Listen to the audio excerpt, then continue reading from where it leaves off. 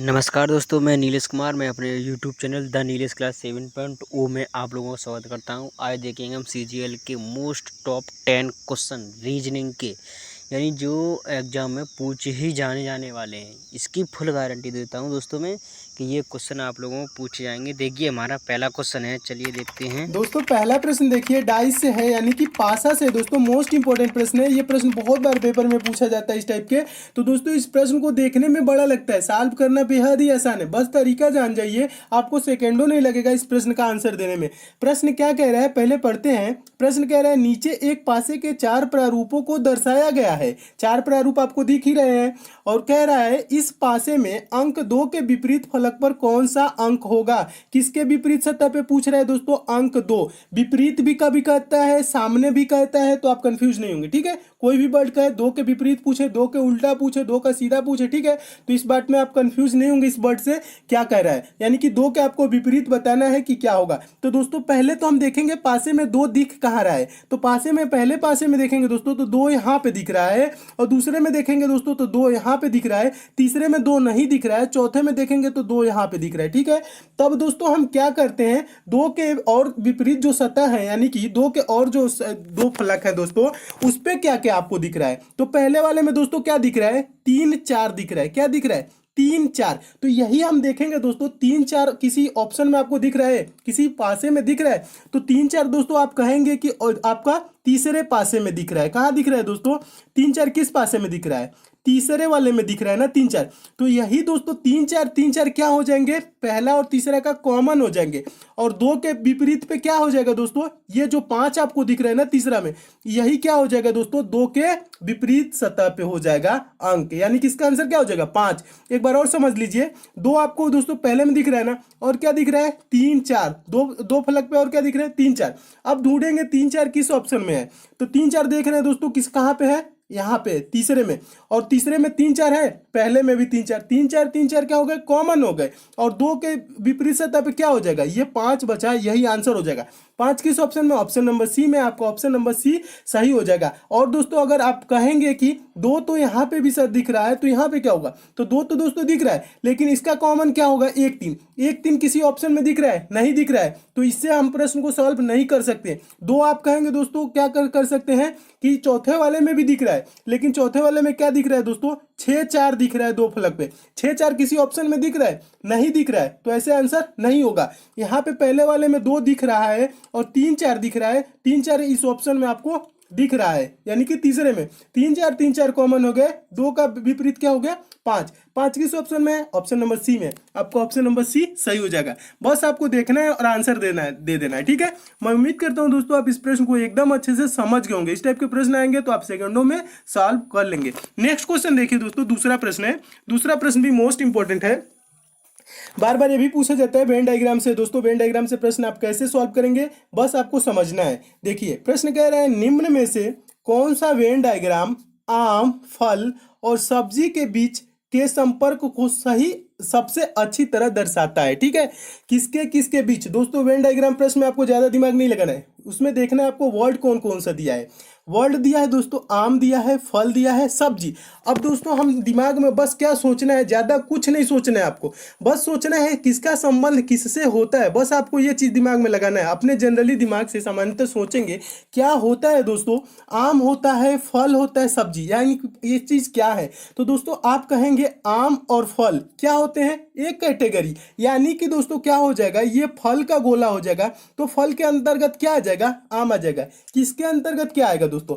अब बताइए, फल या आम के अंतर्गत सब्जी आएगा? नहीं, तो सब्जी को हम क्या कर देंगे? बाहर कर देंगे। फल के अंतर्गत आम आ जाएगा और सब्जी को बाहर। तो आपका वेन डायग्राम इस टाइप से बन जाएगा। इस टाइप से देखेंगे वेन डायग्राम किस ऑप्शन में, तो ऑप्शन नंबर देखेंगे दोस्तों बी में आपको दिख रहा है, तो आपका ऑप्शन नंबर बी सही हो जाएगा। क्या हो जाएगा दोस्तों? ये आपका फल हो गया और फल के अंदर ये आम हो गया और सब्जी क्या हो जाएगी? बाहर हो जाएगी। ठीक है, तो ऑप्शन नंबर आपका बी सही हो जाएगा। मैं उम्मीद करता हूं दोस्तों आप इस प्रश्न को भी एकदम अच्छे से समझ गए होंगे। क्या सोचना है, जो वर्ड दिया है उसमें हमें देखना है कि रिलेशन किसका किससे है। जिसका रिलेशन एक जैसे है उसको हम एक तरह कर लेंगे, जिसका अलग है उसको हम अलग कर लेंगे। अगला प्रश्न देखिए, अगला प्रश्न भी मोस्ट इंपॉर्टेंट है। तीसरा प्रश्न देखिए, अभी और क्लियर आपका हो जाएगा, वेन डायग्राम से भी है, मोस्ट इंपॉर्टेंट प्रश्न ये भी है। प्रश्न कह रहा है निम्नलिखित में से कौन वेन डायग्राम गाजर भोजन सब्जी वर्गों के बीच सही सही संबंध दर्शाता है। तो इसमें दोस्तों कौन कौन से वर्ड आपको दिए गए हैं, गाजर दिया है, भोजन दिया है, सब्जी दिया है। तो दोस्तों आप थोड़ा सा अगर जो दिमाग लगाएंगे तो आपको आंसर दिख जाएगा। क्या दिख जाएगा, भोजन के अंतर्गत दोस्तों क्या आता है, भोजन के अंतर्गत सब्जी आता है, यानी इसके अंदर हो जाएगा। और सब्जी के अंदर ही क्या आता है दोस्तों, गाजर आता है। क्या आता है, सब्जी के अंदर गाजर आता है। ये नहीं कि बोलेंगे गाजर फल है, ठीक है, गाजर सब्जी के अंतर्गत आता है। तो इसका वेन डायग्राम कैसे बन जाएगा, इस टाइप से बन जाएगा। और इस टाइप से वेन डायग्राम किस ऑप्शन में आपको दिख रहा है दोस्तों, ऑप्शन नंबर ए में दिख रहा है। आपका ऑप्शन नंबर ए सही हो जाएगा। एक बार और समझा देता हूं, आपको सोचना क्या है, सोचना ज्यादा कुछ नहीं है, आपको बस ये देखना है गाजर दिया है, भोजन दिया है, सब्जी दिया है, तो इसमें कौन सा संबंध बन सकता है। तो आप बोलेंगे दोस्तों भोजन के अंदर क्या आता है, ठीक है, भोजन के अंदर ही तो सब्जी आता है, सब्जी हम करते खाते हैं, ठीक है, और गाजर भी खाते हैं, तो गाजर किसके अंदर आता है दोस्तों, सब्जी के अंतर्गत आता है। तो इस टाइप से वेन डायग्राम बन जाएगा। आपका ये वाला भोजन हो गया, दूसरा वाला क्या हो गया, ये आप सब्जी हो गया, तीसरा वाला क्या हो गया, गाजर हो गया, ठीक है। तो ऑप्शन नंबर ए आपका सही हो गया। मैं उम्मीद करता हूं दोस्तों आप इस प्रश्न को भी एकदम अच्छे से समझ गए होंगे। नेक्स्ट क्वेश्चन देखिए दोस्तों, चौथा प्रश्न भी मोस्ट इंपॉर्टेंट है, बहुत बार पेपर में ये प्रश्न पूछा जा चुका है दोस्तों, आगे भी आपको पूछा जाएगा, तो आपको ज्यादा इस प्रश्न के लिए सोचना नहीं है, आप सेकंडों में आंसर देंगे। कैसे, समझिए। प्रश्न कह रहा है एक 18 सेंटीमीटर के ठोस घन से यदि 3 सेंटीमीटर के छोटे छोटे घन बनाए जाएं तो कुल कितने घन बनेंगे। तो दोस्तों आपको बता दूं, अगर जो कोई घन है जिसका भुजा ए है तो उसका आयतन क्या होता है दोस्तों, घन का आयतन होता है ए क्यू, यानी कि भुजा का क्यूब होता है, भुजा का घन होता है, ठीक है। तो कोई दोस्तों क्या है उसका, यानी कि 18 सेंटीमीटर का उसका क्या है, एक 18 सेंटीमीटर का ठोस घन है, ठीक है। तो हम क्या करेंगे दोस्तों, उसका भुजा कितना है, 18 सेंटीमीटर का है ना, तो उसका क्यूब कर लेंगे और क्या करें, 3 सेंटीमीटर के छोटे घन बनाया जाए। तो 18 सेंटीमीटर के घन का आयतन दोस्तों क्या होगा, हम उसका आयतन देखेंगे। आयतन क्या होता है दोस्तों, ए भुजा वाले घन का आयतन पहले समझ लीजिए, ए क्यू होता है। आयतन क्या होता है, ए क्यू होता है ना। तो 18 सेंटीमीटर वाले भुजा का घन का आयतन क्या होगा दोस्तों, 18 का क्यूब होगा। 18 का क्यूब का मतलब क्या होता है दोस्तों, 18 गुणे 18 गुणे 18। ज्यादा दिमाग नहीं लगाना है, बस देख इतना समझिए, ठीक है। और क्या कह रहा है, चूंकि 3 सेंटीमीटर के छोटे छोटे घन बनाए गए हैं, तो क्या करना है दोस्तों, छोटे छोटे घन बनाए गए 3 सेंटीमीटर के, तो 3 सेंटीमीटर वाला घन का आयतन क्या हो जाएगा, ए क्यू, यानी कि 3 का क्यू। 3 का क्यू का मतलब 3 गुणे 3 गुणे 3, बस बटा इतना करना है, आपका आंसर आ जाएगा कि कितने घन बनेंगे। तो इसको दोस्तों हम कटाते कैसे हैं, 3 छक्के 18 और फिर इससे कटा लेंगे 3 छक्के 18, इस 3 से ये 18 कट जाएगा। तो आपका कितना होगा दोस्तों, 6 गुणे 6 गुणे 6, तो क्या हो जाएगा, 6 6 के 36, 36 के 216, क्या आ जाएगा दोस्तों, 216। क्या आ जाएगा आंसर, 216। 216 किस ऑप्शन में है, तो ऑप्शन नंबर ए में है। आपका ऑप्शन नंबर ए सही हो जाएगा, इसका आंसर क्या हो जाएगा, 216। एक बार और समझा देता हूं, देखिए दोस्तों आपको ज्यादा कुछ नहीं सोचना है, घन का आयतन क्या होता है और कितना काटा जाना है, ये चीज नहीं सोचना है। आपको प्रश्न में दे दे कि छोटे छोटे घन बनाना है, 18 सेंटीमीटर का एक ठोस घन है, तो आपको दोस्तों बस ये चीज दिमाग में रखना है ना, आपको फार्मूला नहीं रखना है रीजनिंग के लिए। मैथ में आपको बताऊंगा फार्मूला सारे चीज, लेकिन इसमें क्या करना है, आपको फार्मूला नहीं रखना है, आपको बस करना है 18 है ना, तो हम क्या करेंगे, 18 को 3 बार गुणा कर देंगे, 18 गुणे 18 गुणे 18, और बटा क्या कर देंगे, 3 छोटे छोटे जिससे घन बना देते हैं उसको हम बटा में 3 बार कर लेंगे, 3 गुणे 3 गुणे 3। अब इसको कटा लेंगे, आपका क्या आ जाएगा, कुल घन कितने बनेंगे उसकी संख्या आ जाएगी। तो इसको कटाएंगे तो 3 छक्के 18, फिर 3 से 18 कटाएंगे तो 3 छक्के 18, और 3 से इसको कटाएंगे तो 3 छक्के 18, तो ये 6 गुणे 6 गुणे 6 कितने बार हो गए, 3 बार। तो इसको गुणा कर देंगे, 6 6 के 36, 36 छक्के 216, तो 216 टोटल घन बनाएंगे जाएंगे 3 सेंटीमीटर के। तो ऑप्शन नंबर ए इसका क्या हो जाएगा, सही हो जाएगा। इतना बस आप दोस्तों ध्यान रखेंगे, आपका प्रश्न गलत नहीं होगा, आपका आंसर आ जाएगा। मैं उम्मीद करता हूं दोस्तों आप इस प्रश्न को भी एकदम अच्छे से समझ गए होंगे। ये प्रश्न दोस्तों पेपर में आता है तो ज्यादातर स्टूडेंट छोड़ देते हैं, लेकिन आपको छोड़ना नहीं है, ठीक है। आप आप ऐसे सॉल्व करेंगे, आपका आंसर आ जाएगा। अगला प्रश्न देखिए दोस्तों, पांचवा प्रश्न मोस्ट इंपोर्टेंट प्रश्न है, डायरेक्शन से है प्रश्न। ये भी बहुत बार पेपर में पूछा जा चुका है। इस प्रश्न को आप कैसे सॉल्व करेंगे?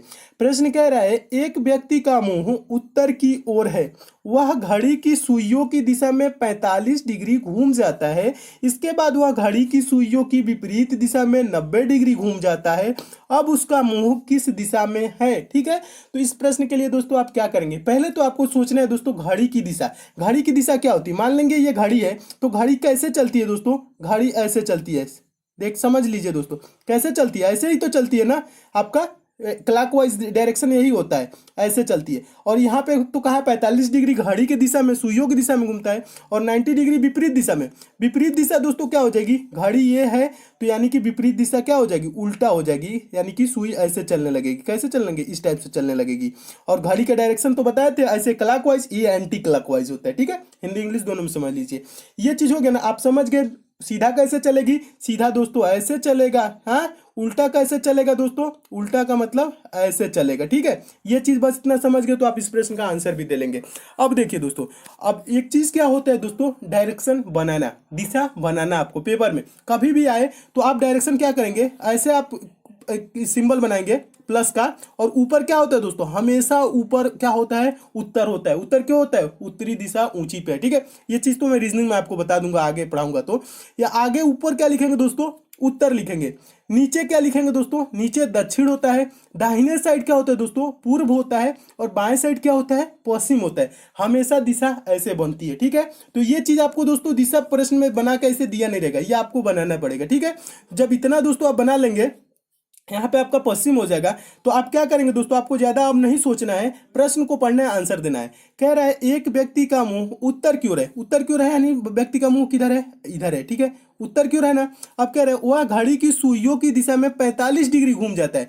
45 डिग्री और 90 डिग्री समझ लीजिए दोस्तों, ये होता है आपका यहाँ से यहाँ तक जो होगा ना, यहाँ से ये 90 डिग्री होता है। इतना ये 90 डिग्री होता है, ऐसे सीधा एकदम। कोई ये लकीर है ऐसे, और ऊपर ऐसे कर दिया जाए तो ये जो डिग्री होता है 90 डिग्री होता है।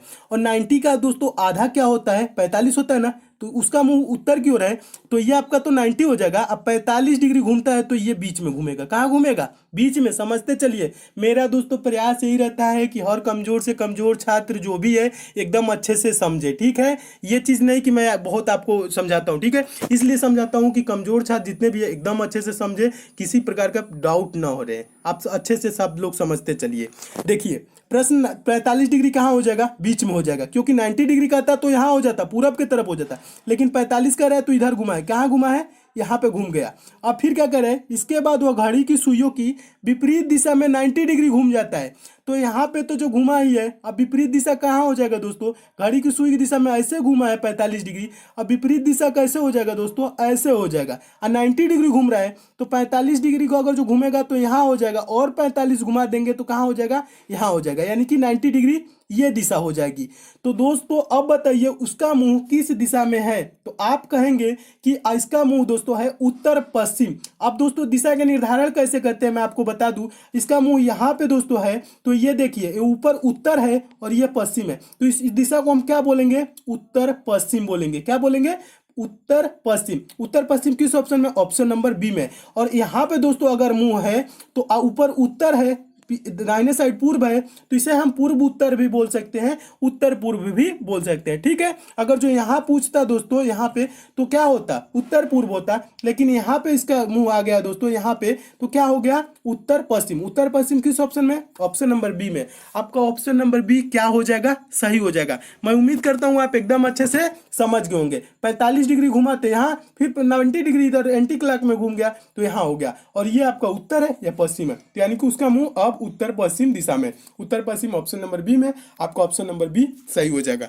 मैं उम्मीद करता हूं दोस्तों आप इस प्रश्न को एकदम अच्छे से समझ गए होंगे। नेक्स्ट क्वेश्चन देखिए दोस्तों, छठा प्रश्न है, मोस्ट इंपॉर्टेंट प्रश्न है, यह भी बहुत बार पेपर में पूछा जा चुका है, कैलेंडर का प्रश्न है। इस प्रश्न को दोस्तों आपको काउंट नहीं करना है, डायरेक्ट आंसर देना है। कैसे? मैं आपको समझा रहा हूं। प्रश्न कह रहा है यदि किसी महीने का 10वां दिन शनिवार होता है तो उस महीने का 27वां दिन होगा।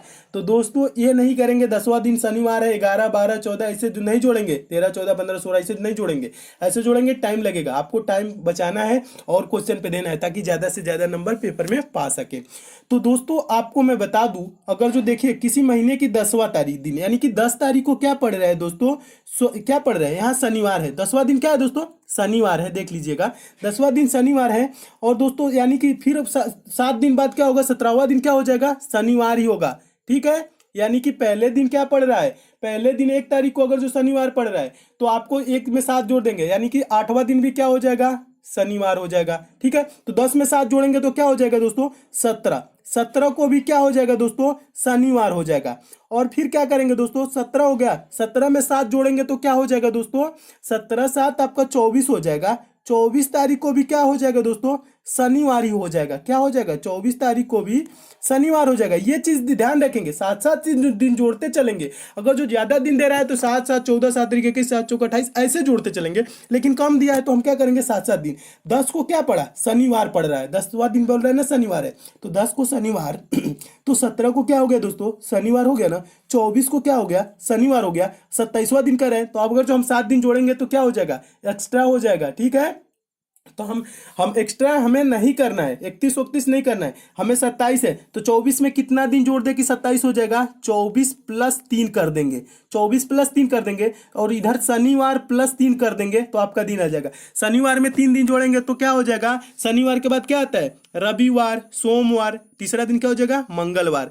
तो क्या हो जाएगा 27वां दिन दोस्तों, शनिवार प्लस 3 दिन मंगलवार, इसका आंसर हो जाएगा। मंगलवार किस ऑप्शन में दोस्तों दिया है, ऑप्शन नंबर बी में दिया है, आपका ऑप्शन नंबर बी सही हो जाएगा। मैं उम्मीद करता हूँ एकदम अच्छे से समझ गए होंगे। कैसे समझे दोस्तों, एक बार और समझा देता हूँ। 10 को शनिवार पड़ा तो 10 में 7 दिन जोड़ेंगे, 17 को भी शनिवार पड़ेगा, 17 में 7 दिन जोड़ेंगे, 24, 24 को भी क्या पड़ेगा, शनिवार पड़ेगा, और 24 और प्लस 3 दिन कर देंगे तो क्या हो जाएगा 27, यानी 27 को क्या पड़ जाएगा, 3 दिन जोड़ देंगे शनिवार में, शनिवार के बाद रविवार, सोमवार, मंगलवार, तो यानी कि क्या हो जाएगा 27 तारीख को मंगलवार। मंगलवार किस ऑप्शन में, ऑप्शन नंबर बी में, आपका ऑप्शन नंबर बी सही हो जाएगा। नेक्स्ट क्वेश्चन दोस्तों देखिए, अगला प्रश्न है, अगला प्रश्न भी बहुत महत्वपूर्ण प्रश्न है। ये देखिए दोस्तों, बहुत बार ये भी पेपर में पूछा जा चुका है। इस प्रश्न को कैसे सॉल्व करेंगे, प्रश्न कह रहा है कौन सी उत्तर आकृति देखिए कौन सी उत्तर आकृति में प्रश्न आकृति के विशिष्ट तत्व विद्यमान है, कौन सी उत्तर आकृति में प्रश्न आकृति के विशिष्ट तत्व विद्यमान है। इस प्रश्न को क्या समझना है दोस्तों, आपको ज्यादा दिमाग लगाने की नहीं, ये जो प्रश्न आकृति दिया है ना, और ये आपको क्या दिया गया है, ये उत्तर आकृति है, इसमें से बताना, इसमें जो जो आपको दिया गया है तत्व दिया गया है, यहाँ पे देख रहे हैं एरो का है, आपका गोला दिया गया है, मल्टीप्लाई गुणे का है, प्लस का है, यही सिंबल हमें ढूंढना है कि किस ऑप्शन में सब सिंबल मौजूद हैं, वही आपका क्या हो जाएगा, सही आंसर हो जाएगा। तो इसके लिए दोस्तों हम क्या करते हैं, ऐसे तो देखेंगे तो आपको लगेगा सेम सेम है, लेकिन सेम सेम नहीं है। इसमें आप क्या करेंगे, दो दो आप उठाते चलेंगे। यहाँ पे देखेंगे, यहाँ पे एरो है और ये ट्रिपल लाइन है, एरो ट्रिपल लाइन देखेंगे, पहले में है तो पहले में एरो है, ट्रिपल लाइन है नहीं है, पहला ऑप्शन क्या हो गया, गलत हो गया, यानी नहीं है तो गलत हो गया। दूसरे में देखेंगे एरो है, ट्रिपल लाइन है नहीं है, ऑप्शन नंबर बी भी क्या हो गया, गलत हो गया। तीसरे में देखेंगे एरो है, एरो यहाँ पे है, ट्रिपल लाइन है, ट्रिपल लाइन भी है। अब देखिए दोस्तों, आगे वाले में भी देखेंगे एरो है और ट्रिपल लाइन है। फिर अब हम क्या करेंगे दोस्तों, दो तो गलत हो गया, दो में अब नहीं मिलाना है। फिर हम देखेंगे दोस्तों मल्टीप्लाई देख लेंगे, ये आपका जो ये वाला प्लस, ये गोले के निशान है मल्टीप्लाई, गोला और मल्टीप्लाई देखेंगे तो गोला इसमें भी है, मल्टीप्लाई इसमें भी है। और आगे देखेंगे दोस्तों, ये क्या है दोस्तों, ये क्या क्या है, आपको चतुर्भुज को ऐसे जैसे सिंबल बनाए वैसे ही, तो चतुर्भुज देखेंगे दोस्तों, इसमें भी है, इसमें भी है, ठीक है। ये चीज आपको दिख रहा है ना। प्लस का सिंबल देखेंगे दोस्तों, प्लस कहाँ है, इसमें है, इसमें ना प्रश्न आकृति में। और ऑप्शन नंबर सी में भी आपका क्या है दोस्तों, प्लस है, लेकिन ऑप्शन नंबर डी में आपको प्लस कहीं दिख रहा है, नहीं दिख रहा है, मल्टीप्लाई दिख रहा है, प्लस नहीं दिख रहा है। और ये जो दोस्तों उल्टा जो दिल का निशान बनाया गया है, ये किस ऑप्शन में है, तो ऑप्शन नंबर सी में ही मौजूद है और ऑप्शन नंबर डी में मौजूद नहीं है, क्योंकि ऑप्शन नंबर डी में यहाँ पे देख रहे हैं ट्रेंगल है, जो कि ट्रेंगल प्रश्न आकृति में है ही नहीं। तो कौन सा ऑप्शन आपको सेम सेम मिल रहा है, ऑप्शन नंबर सी मिल रहा है। देख लीजिए एक बार, आप अगर जो ध्यान से देखेंगे तो ऑप्शन नंबर आपको सी दिख रहा है और प्रश्न आकृति के जैसा है, यानी कि सारे जो आपके सिंबल इसमें तत्व बनाए गए हैं वो आपके ऑप्शन नंबर सी में। तो आपका आंसर क्या हो जाएगा दोस्तों, ऑप्शन नंबर सी आपका सही आंसर हो जाएगा। तो ये मैं उम्मीद करता हूँ इस प्रश्न को भी एकदम अच्छे से समझ गए होंगे, क्योंकि ऑप्शन नंबर डी अगर जो देखें तो इसमें आपका ट्रायंगल है, इसमें कहीं पे भी प्रश्न आकृति में ट्रायंगल नहीं है। तो ऑप्शन नंबर सी ऐसे ही सही हो जाएगा। ऐसे आप दोस्तों मिलाते हुए चलेंगे, दो दो तीन तीन देखते चलेंगे, तुरंत जो जो ऑप्शन गलत हो रहा है उसको काट देंगे, जो आपका राइट आंसर होगा वो सही हो जाएगा। मैं उम्मीद करता हूं दोस्तों आप इस प्रश्न को भी एकदम अच्छे से समझ गए होंगे। अगला प्रश्न दोस्तों देखिए, 8वां प्रश्न मोस्ट इंपॉर्टेंट प्रश्न है, बहुत बार ये भी पूछा जा चुका है। इस प्रश्न को कैसे सॉल्व करेंगे, प्रश्न क्या कह रहा है, 8 संबंधित है 128 से, उसी तरह 6 संबंधित है किससे, बताना है कौन से संख्या से। तो दोस्तों हम अगर जो देखें यहाँ पे 8 128 कैसे होगा 8 से, तो दोस्तों अगर जो हम 8 का स्क्वायर कर दे तो 8 ही 64 हो जाएगा, और उसका क्या कर दे, दूना कर दे, क्या हो जाएगा, 8 का स्क्वायर कर दे, 8 ही टाई क्या हो जाएगा 64, 64 दूना का क्या हो जाएगा 128 आपका हो जाएगा। फिर वैसे ही दोस्तों हम क्या करेंगे, 6 को 6 का स्क्वायर कर देंगे और गुणे 2 कर देंगे। तो 6 का स्क्वायर क्या होता है दोस्तों 36 होता है, 36 गुणे 2 करेंगे तो क्या हो जाएगा 72। 72 किस ऑप्शन में आपको दिख रहा है दोस्तों, ऑप्शन नंबर बी में दिख रहा है, आपका ऑप्शन नंबर बी सही हो जाएगा। मैं उम्मीद करता हूं इस प्रश्न को भी एकदम अच्छे से समझ गए। क्या किया है दोस्तों, प्रश्न को 8 का ये स्क्वायर करके 2 गुना कर दिया है, यानी कि 8 ही टाइम 64 गुना का 128, आपको बस यही दिमाग में लगाना है। फिर 6 का क्या किया दोस्तों, 6 का स्क्वायर, 6 का स्क्वायर क्या होता है 36 और गुणे 2 कर देंगे, 36 गुना का 72। 72 किस ऑप्शन में है, तो ऑप्शन नंबर बी में, आपका ऑप्शन नंबर बी सही हो जाएगा।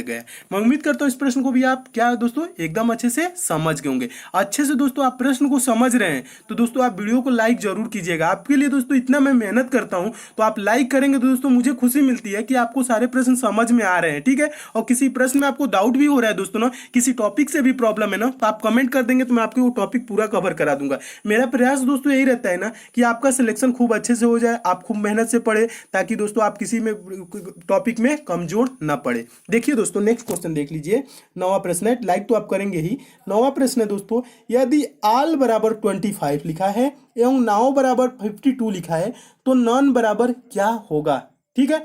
तो पहले दोस्तों इस टाइप के कभी भी प्रश्न आए तो हम क्या करते हैं, नंबरिंग करते हैं। नंबरिंग का मतलब क्या होता है दोस्तों, ए कितने नंबर पे आता है, तो ए बी सी डी में अगर जो स्टार्ट करें तो ए की जगह 1 आता है, यानी कि पहले नंबर पे आता है। और यल दोस्तों आपका कितने नंबर पे आता है, यल 12वें नंबर पे आता है। और फिर भी एक और एल है बाद में, तो ये भी कितने नंबर पे आएगा, 12वें नंबर पे आएगा।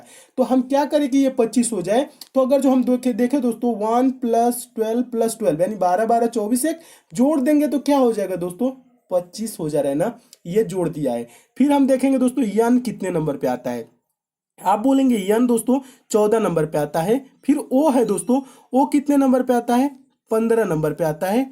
फिर डब्लू है, डब्लू कितने नंबर पे आता है, 23 नंबर पे आता है।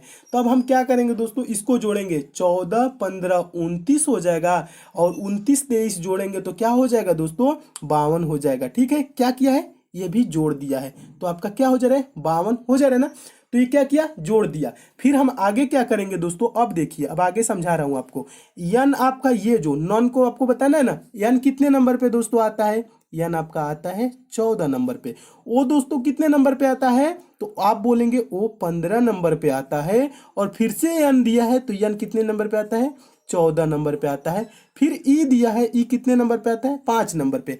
तो हम क्या करेंगे दोस्तों, इसको भी हम जोड़ लेंगे। तो जोड़ेंगे कैसे, जल्दी से जोड़ना हो तो 15 5 दिख रहा है ना, 15 5 20 और 14 14 28, 28 और 20 क्या हो जाएगा दोस्तों 48। ऐसे जोड़ेंगे, आप ऐसे नहीं जोड़ेंगे 14 15 + 14 5, ऐसे नहीं, आपको दिख रहा है ना 15 5 20 और 14 14 28, 20 20 40 8 48, यानी कि 48 इसका आंसर हो जाएगा। 48 किस ऑप्शन में दिया है, ऑप्शन नंबर बी में दिया है, आपका ऑप्शन नंबर बी सही हो जाएगा। मैं उम्मीद करता हूं इस प्रश्न को भी एकदम अच्छे से समझ गए होंगे, ठीक है। अब दोस्तों समझ रहे हैं तो वीडियो को शेयर भी कीजिएगा, आपके पास जितने भी स्टडी ग्रुप हो, फेसबुक व्हाट्सएप टेलीग्राम, उस ग्रुप में आप इस वीडियो को शेयर भी जरूर करेंगे। और दोस्तों आप हमसे जुड़े रहेंगे कैसे, चैनल को सब्सक्राइब करके और बगल में दोस्तों बेल आइकन का सिंबल बनेगा उसे भी ऑन कर लेंगे, ताकि आपको लेटेस्ट जितने भी इंपॉर्टेंट आपके लिए वीडियो रहे उसकी नोटिफिकेशन मिले। जब आप नोटिफिकेशन बेल आइकन को ऑन किए रहेंगे तभी मिलेगी दोस्तों।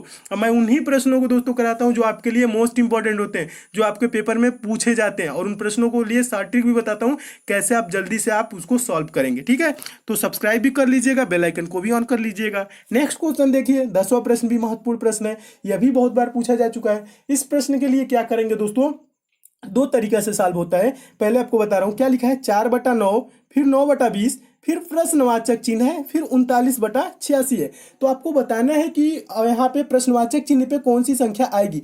तो दोस्तों ये प्रश्न दो टाइप से बनते हैं, एक तो स्क्वायर वाले होते हैं, एक क्यूब वाले होते हैं, एक ऐसे होता है। ठीक है, तो दो प्रकार से सॉल्व होते हैं। स्क्वायर क्यूब वाले तो एक टाइप में आ जाते हैं, उसके बाद एक ऐसे वाला हो जाता है। तो इसको देखेंगे, ये 2 का स्क्वायर है, 3 का स्क्वायर है, और यहाँ पे आगे देखें तो ये 3 का स्क्वायर है, आगे 20 किसी का स्क्वायर नहीं है, 39 देखेंगे किसी का स्क्वायर नहीं है, 86 किसी का स्क्वायर नहीं है, ना क्यूब है। ठीक है, जब ये स्क्वायर क्यूब नहीं है तो स्क्वायर क्यूब के मेथड से इसको हम सॉल्व नहीं करेंगे। तब हम कैसे करेंगे, ऐसे सॉल्व करेंगे। ऐसे कैसे सॉल्व करते हैं, ऊपर का ऊपर देखते हैं, नीचे का नीचे देखते हैं। ठीक है, तो ऊपर का दोस्तों क्या किया है, यहाँ पे 4 के बाद 9 कर दिया है। 4 के बाद 9 कैसे आएगा, 4 गुणे 2 प्लस 1 करेंगे, यानी कि 4 दूना के 8, 1 9, फिर आगे यही करेंगे, यानी कि 9 गुणे 2 प्लस 1, 9 दूना का 18, क्या हो जाएगा दोस्तों, 9 दूना का 18, 1 19, क्या हो जाएगा 19। ठीक है, और फिर आगे देखेंगे 19 क्या है दोस्तों, यहाँ पे 19 गुणे 2 प्लस 1, 19 दूना का 38, 1 39 दिया गया है ना, ये सीरीज चल रही है। नीचे अब वही सीरीज देखेंगे क्या चल रहा है,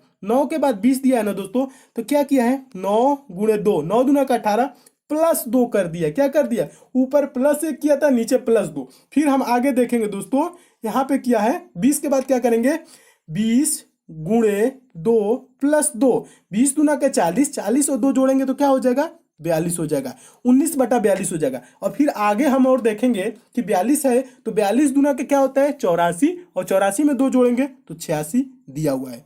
तो इसका दोस्तों आंसर क्या हो जाएगा, 19/42। 19/42 किस ऑप्शन में है, ऑप्शन नंबर बी में दिया है।